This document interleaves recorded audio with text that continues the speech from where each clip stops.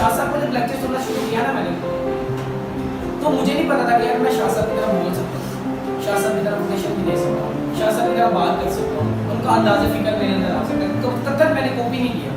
یہ کیوں آ گیا؟ کیونکہ ایک ٹریک ٹیچنگ ٹریک ہے نا میرا, ٹیچنگ ٹریک کے اندر مجھے بات کرنے کا ٹائم ڈیلی ملتا ہے, ٹھیک ہے, مجھے کیمرہ لگانے کا ٹائم ڈیلی ملتا ہے, مجھے ریکارڈنگ کرنے کا ٹائم ڈیلی ملتا ہے. کیوں؟